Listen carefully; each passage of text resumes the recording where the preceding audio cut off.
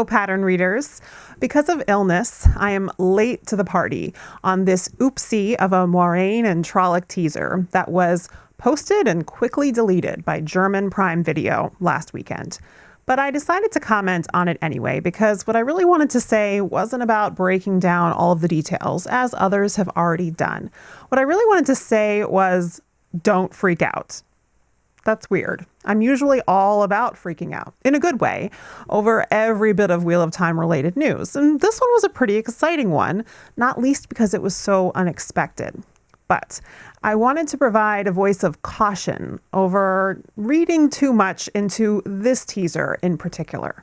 But before I explain why you shouldn't freak out, I have to freak out over something else, because as I was sitting down to film this video, I saw the breaking news from WhatSeries.com that, according to several crew member social media posts, the filming for season 1 on the Wheel of Time has wrapped. Finally. This is really exciting news that is totally worth freaking out over, in my book.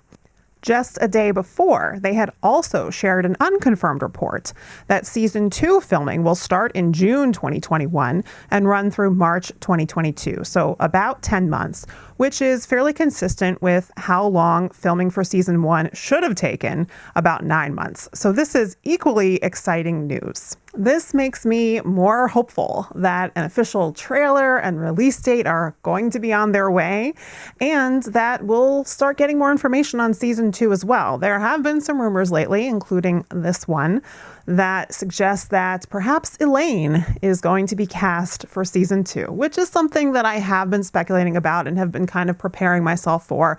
I'll definitely talk more about that in another video. Okay, enough freaking out for now. I said don't freak out, didn't I? Okay. But I do have to tell you that the rest of this video will contain spoilers for the first 8 chapters of The Eye of the World, and there will be some discussion of some of the foundational history of the world as well. I'm going to play that teaser for you a couple times just as it was posted.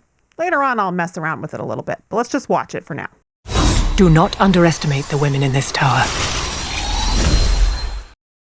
Do not underestimate the women in this tower. Do not underestimate the women in this tower. So first, let's just talk initial impressions that I had after watching this, as well as some common fan opinions I saw in the comments. Now, obviously, this is just a slightly zoomed out version of the Moiraine teaser that had been posted by Rosamund Pike and the official Wheel of Time social media. That same original teaser had also been shared by the US Prime Video account, and those posts were about 2 months ago now. So it was a bit of a surprise to see the German Prime Video post this now, not to mention that it was different. The other things that immediately jumped to attention were the fighting happening behind Moiraine, which appears to be between a Trolloc and a man, and we can more clearly see that the lights behind her seem to correspond with the festival lights we saw on the concept art for the Winespring Inn. It also lines up perfectly with this image we were given of the Winespring set. So this shot is definitively depicting the winter night Trolloc attack on Emond's Field. So I was initially just thrilled with this extra glimpse because you could see so much more. It did seem a little odd that the German Prime Video showed us this version when the original one did not. Watching it multiple times, I can say that a few other aspects of it seemed a little odd to me too, and the more you look at it, the more questions might come up. Fan reactions seemed very polarized, with some fans absolutely loving it and other fans complaining a lot, and not just about the brevity of the clip. The most common fan complaint seemed to be about Moiraine's costume, with people joking that it looked like she was wearing a pantsuit. Before I even do a deep dive into the costuming aspect, which I will, I want to just in general talk about why we shouldn't even assume that this is the final look we will see Moiraine wearing in this scene in the show, and just in general why we shouldn't freak out over any aspect of this teaser. Even before the video was taken down, there were some aspects of it that made me think maybe this is a shot they're only going to show in a teaser or maybe a trailer.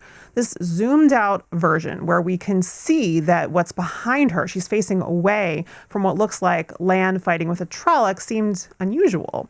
And we can't really see what she's facing or even tell exactly what she is channeling. It's an odd way to frame that shot. It does look like she is actually starting to channel, not just embrace the source, because that seems to be where all the wind is coming from, as well as whatever is swirling around her, as well as the light itself. Maybe she is calling a storm so that she can bring down lightning, but that's just a guess. At a minimum, this is a shot that requires other shots to give it context. It just doesn't really make sense on its own. But again, there's the possibility that this exact shot facing directly on Moiraine is something that we just won't see in the episode, as we should recall that the line she says in this teaser was also recorded only for the teaser. The other thing that I pretty much immediately thought was that there has to be a reason, or multiple reasons, why the original teaser was the zoomed-in version. They can't have just been being stingy in not wanting us to see Moiraine's costume or the Trolloc. So maybe one or more aspects of what we can see in the zoomed-out version are something that is unfinished or were changed. And so they didn't want us to see them because they're not accurate to the final version. The fact that the German video was taken down so quickly really bolstered this idea in my mind. Why take it down unless there was some kind of mistake? It doesn't make sense to take it down just because some people were saying negative things online. There's always some of that.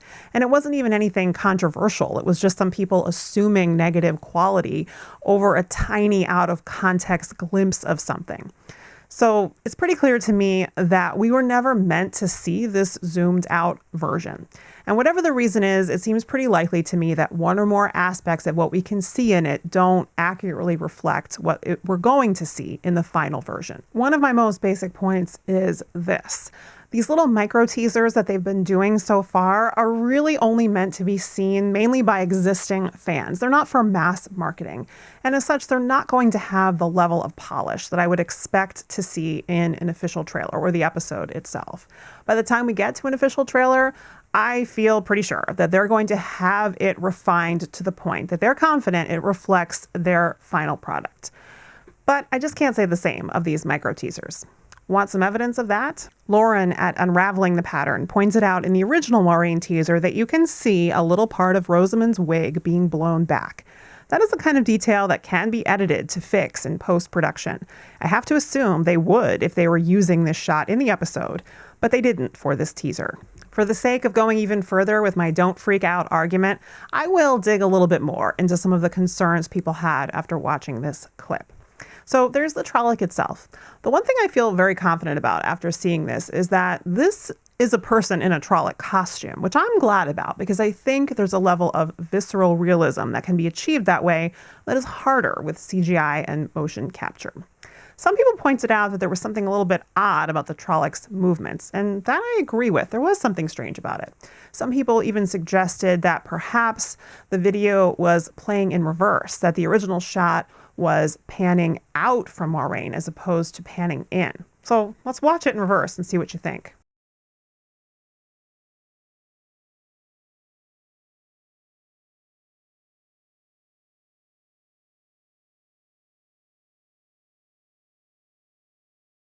I tend to agree. I think things look a little bit more natural in reverse, both with the Trolloc and with the way Moiraine is instead lifting her chin rather than lowering it as she begins to channel.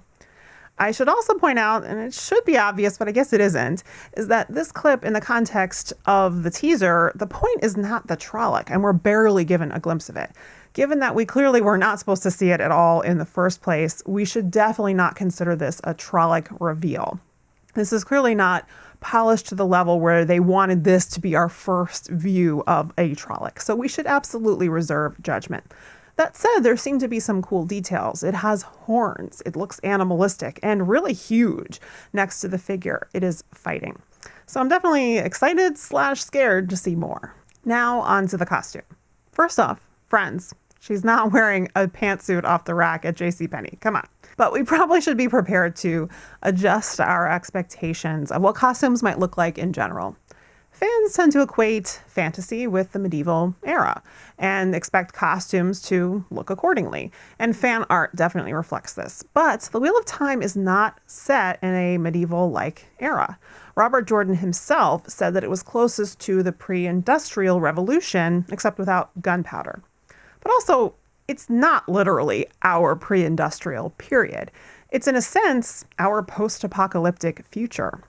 The Age of Legends, which was set just prior to this story, was highly advanced beyond our modern capabilities. After the breaking of the world, which was a literal apocalypse, huge numbers of advancements in technology were lost, and humanity is just beginning to recover and make some advancements again. What this means in terms of costuming is that a designer is free to draw inspiration from many or almost any historical period, and they would not be trying to recreate with accuracy any particular culture or historical period. We're likely to see that cultures in the Wheel of Time are going to be a blending of different historical periods and real-world cultures. We should also point out that women are in power in most parts of this world, so we shouldn't expect to see some of the restrictive clothing choices that were popular in some historical periods. I don't expect to see many corsets. So what does it look like Moiraine might be wearing in this shot? Keeping in mind again that this may not be a final costume look that we would see in the show. She's wearing what many people have joked to be a blazer, but in reality it's probably a riding or travel coat. Katie Sadai pointed this out on Instagram and Twitter and used this picture of a Victorian riding jacket as an example. I think what Moiraine is wearing is certainly longer than this example, and it may also have a hood, but the point is well taken. I found a couple of other historically inspired examples that look like it might have some similar elements to what we're looking at here. I liked this one for the sleek silhouette, the mostly open front for riding, and the hood. This one I liked as an example because when you look at it just the top close up, it looks not unlike something we might see in a modern blazer, but the full view has a very different effect. As for what she is wearing underneath, it certainly doesn't look like party attire, but being that this attack happens at night, there is a very real possibility that Moiraine had already been undressing for bed when she was surprised by sensing shadow spawn. She may only have had time to throw a coat on over whatever undershirt or nightshirt she was wearing at the time. We also really can't see what she is wearing on the bottom other than a waistband. But keep in mind in general that she will most likely be wearing divided skirts for riding the majority of the time. Bottom line is that I don't think this look is very similar to the full costume look that we will get when we get our first view of Moiraine in the show. And very simply, this may be why, even though they wanted to use this shot for the teaser, they wanted to zoom in so that we didn't see the costume and focus on that when this isn't the first impression they wanted us to have of how Moiraine will look in the show. So my summary on the costume is this. This might not even be the final look that we see in this part of the episode. We should not expect to see a lot of costumes that look medieval. We should instead expect to see costumes that have a blending of historical inspiration and cultural inspiration, which might include modern elements. And that I really don't think that Moiraine is fully dressed at this point, that she is at least partially undressed for bed. There's a reason why people involved in ongoing productions don't like it when images and video leaks. In this case, it was an official account, but it still appears to be a mistaken posting. They really want to be careful when they are releasing early material because it can form first impressions in people's minds, which are so strong. And an unfinished glimpse isn't going to be crafted in the way that they want. I know that most people watching this channel right now are kind of like me and are absolutely thrilled with every glimpse we get into the production and are prepared to absolutely love the show when we finally get to see it. But not everybody is, and that's okay. I can definitely understand the fans who are hesitant to get too excited or set expectations too high and end up disappointed. It really is understandable to not be on the hype train and to want to reserve judgment until we see the first season. Keeping an open mind is a good thing. But what I would caution against is giving too much air to people online who have already written this show off as terrible without having seen it, just based on these tiny glimpses that we've gotten. That makes no sense at all, especially for a clip like this, which was clearly never meant to have been posted in the first place. I'm not even talking to those people who have already decided the show is going to be terrible, because I'm sure that they're not going to listen to me anyway. And if you have already made up your mind that something is awful before you've seen it, there's a good chance you're not going to like it, no matter what. But I would say that if you're someone who is worrying that it might not look good based on what is probably unfinished footage, don't. I think the people involved in this production want it to look as good as we want it to look. And I think the budget is sufficient to pull that off. I really do. In the end, I think what's most important are compelling characters and a well-crafted story. I trust that the production design elements will be there to support that. But no matter how brilliant a design is, it can't make up for something lacking in characters or story. The source material gives us those compelling characters and narrative. The challenge is in translating that into a new medium, as I've talked about extensively in my How to Adapt videos. It's why I really believe embracing change and looking deeply at how and why certain things need to change in other fantasy adaptations is helpful. Please share your thoughts with me on this teaser in the comments. Were you excited or concerned? If you were concerned, did any of this discussion make you feel any better? Please, if you enjoyed the video, like and share. I'll be back next week with a spoiler-filled examination of the first season of Shadow and Bone and what lessons we can draw from it to apply to the Wheel of Time. If you're curious about that, you can check out my spoiler-free video on it right now. So smash that subscribe button, and until next time, gird your loins, my friends.